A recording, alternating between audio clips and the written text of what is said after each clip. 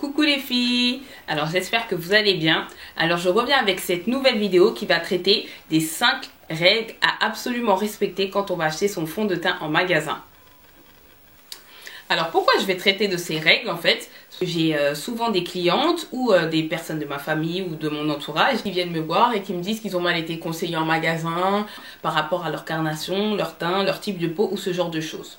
Donc je me suis dit que ce serait bien une petite vidéo récapitulative des choses à faire pour ne pas être déçu quand on achète son fond de teint. Parce que déjà le fond de teint ça coûte cher. Il y a des fonds de teint qui arrivent à 60 €, 70 €, donc on ne peut pas se permettre de se tromper de couleur en fait. Respecter ces règles, ça peut vous permettre de sortir contente et en même temps avoir son fond de teint adapté à son type de peau et sa carnation, en ayant aussi pu tout exprimer à la vendeuse pour qu'elle puisse nous conseiller correctement en fait. Les règles à respecter pour choisir son fond de teint en magasin.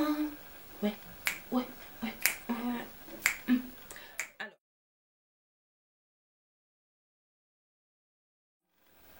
Aller au magasin démaquiller en heure creuse.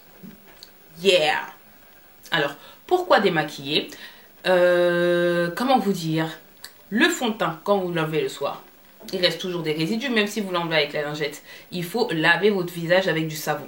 Donc le fait d'enlever son fond de teint à la lingette au magasin, ça va pas enlever tout le fond de teint. Donc ça se trouve que le fond de teint que vous avez mis avant va altérer le fond de teint que vous allez acheter aujourd'hui. Et que vous allez choisir une carnation qui n'est pas forcément la vôtre. Surtout si le fond de teint que vous avez à la base n'était pas un fond de teint adapté à votre carnation.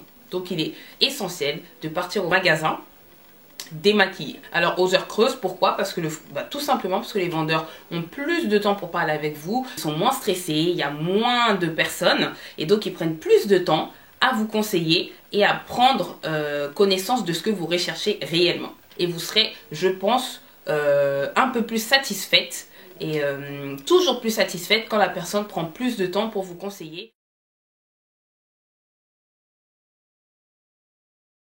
Deuxième règle essentielle, savoir qu'est-ce que vous recherchez comme effet pour votre fond de teint. Par effet, je veux dire la couvrance en fait. Parce qu'il y a plusieurs couvrances avec le fond de teint. La couvrance légère qui va légèrement unifier le teint. On a la couvrance moyenne. La couvrance moyenne, elle va couvrir les imperfections, unifier le grain de peau de façon naturelle.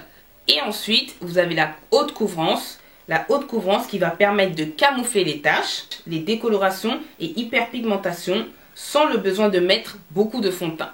Donc, c'est pas forcément que ma peau elle est bien, donc je vais prendre quelque chose de léger. Si votre peau elle est bien, mais vous voulez quand même une bonne couvrance et cet aspect photoshopé, vraiment un teint très unifié, c'est quand même beaucoup mieux de prendre haute couvrance. Pourquoi? Parce que vous n'aurez pas besoin de mettre beaucoup de fond de teint.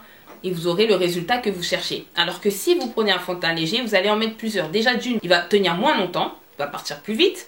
Et ensuite, vous aurez besoin d'une grosse couche de fond de teint en fait. Donc c'est pour ça qu'il est préférable de connaître la couvrance que vous voulez. Aussi si vous voulez un fond de teint waterproof, si vous voulez un fond de teint longue tenue, il faut le préciser. En gros, le fait de savoir quel effet vous voulez, ça va permettre déjà d'éliminer certains fonds de teint et de vous orienter vers d'autres fonds de teint. Tout ça, moi je préconise d'y réfléchir avant d'aller au magasin, comme ça quand on y va, on n'a pas à se prendre la tête et si on est un petit peu pressé, eh ben, on sait déjà ce qu'on veut.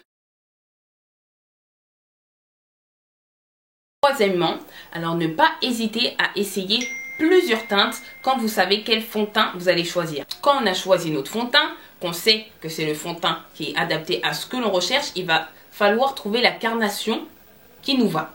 Donc pour pouvoir choisir cette carnation, il ne faut pas hésiter à essayer 2 ou 3 teintes de fond de teint proches de votre carnation pour être sûr de savoir quelle couleur sera le plus adaptée à votre peau.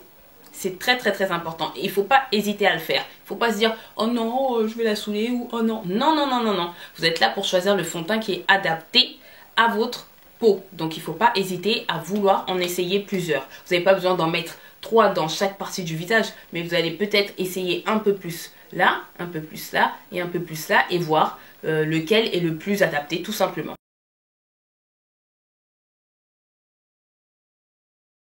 Alors, quatrième règle, ne pas hésiter à demander à la vendeuse avec quel pinceau elle a appliqué votre fond de teint. Alors là j'ai 3 pinceaux différents qui vont vous donner un rendu différent. Par exemple ce pinceau, c'est avec normalement les petits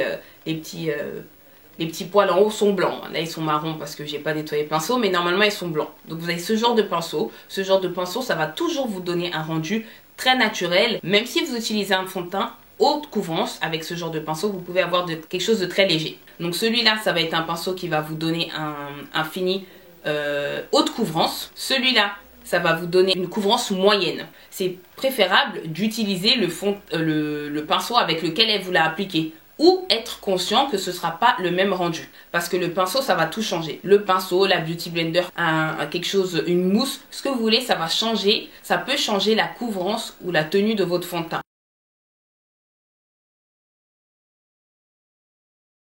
Ensuite, 5e règle d'or, la règle, the top of the world.